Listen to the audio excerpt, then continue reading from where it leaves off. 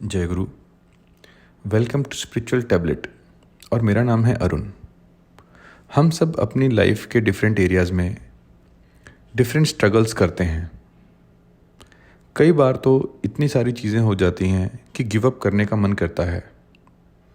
Life के professional और personal front के स्ट्रगल्स इतने बढ़ जाते हैं कि हम कंफ्यूज हो जाते हैं कि इस लाइफ में कैसे बैलेंस बनाएं और कैसे अपने आप को मोटिवेटेड रखें। भगवान ने गीता में बताया है कि हमारा एटीट्यूड लाइफ की फाइट्स की तरफ कैसा होना चाहिए। तो इस एपिसोड में जानेंगे कि हमारी लाइफ की फाइट्स को फेस करने का एटीट्यूड कैसा होना चाहिए। गीता में जब अर्जुन युद्ध करने से मना कर देते हैं तो भगवान श्री कृष्ण उनसे कहते हैं कि अगर तुम युद्ध करते हुए मर गए तो तुम्हें स्वर्ग मिलेगा, और अगर जीत गए तो धरती का राजपाट। इसलिए उठो और लड़ने का डिसीजन लो। इस स्टेटमेंट को हम 3 तरह से समझ सकते हैं। पहला, यह लाइफ एक फाइट की तरह है और हर इंसान इसमें अपनी यूनिक परेशानियों और मुश्किलों से लड़ रहा है।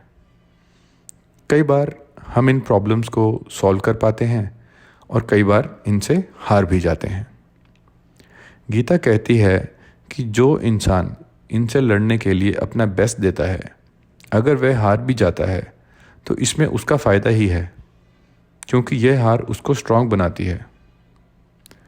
एक ऐसा पर्सन है जो हार गया पर बहादुर है, किसी ऐसे पर्सन से अच्छा है जो कायर है और लड़ा ही नहीं। इसलिए किसी भी इंसान को अपनी लाइफ की प्रॉब्लम्स और स्ट्रगल्स के आगे हार नहीं माननी चाहिए।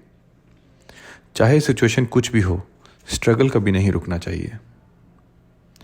दूसरा इंटरप्रिटेशन इस स्टेटमेंट का उन लोगों के लिए है जो अपनी सेंसेस के गुलाम हैं, जो ग्रीड, एंगर और लस्ट में फंसे हुए हैं और बहुत बार कोशिश करके हार चुके हैं, और इस हार की वजह से उन्होंने अब गिव अप कर दिया है कि मैं इनसे कभी बाहर आ ही नहीं सकता। भगवान कहते हैं कि ऐसा इंसान जो अपनी सेंसेस से हार मान चुका है, वह अपनी नेक्स्ट लाइफ में भी वीक पैदा होगा और उसमें बैड हैबिट्स को पकड़ने की टेंडेंसी और ज़्यादा होगी। लेकिन अगर वह फाइट करता है तो नेक्स्ट लाइफ में उसको सेल्फ कंट्रोल मिलेगा और बैड हैबिट से लड़ने के लिए वह ज़्यादा स्ट्रांग होगा। और जो इंसान अपनी सेंसेस से जीत लेगा, वह तो एक बेटर मेंटल और फिजिकल हैप्पीनेस एंजॉय करेगा ही। तीसरा इंटरप्रिटेशन स्पिरिचुअल इन नेचर है। गीता कहती है कि साधक का सबसे बड़ा एम होना चाहिए कि वह अपनी बॉडी को सोल के राज में लेकर आए, अपनी सोल को पहचाने और स्पिरिट से एक हो जाए। फिर चाहे इसके लिए साधक को कितने ही जन्म क्यों न लेने पड़े।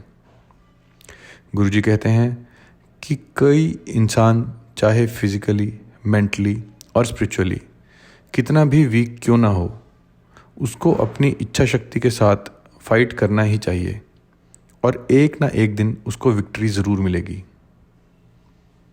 आई होप आपको यह पॉडकास्ट ज़रूर अच्छा लगा होगा और आप भी डिटर्मिनेशन के साथ अपनी लाइफ की फाइट्स को लड़ते रहेंगे और एक दिन ज़रूर जीतेंगे। फिर मिलेंगे नेक्स्ट पॉडकास्ट में। अंटिल देन, जय गुरु।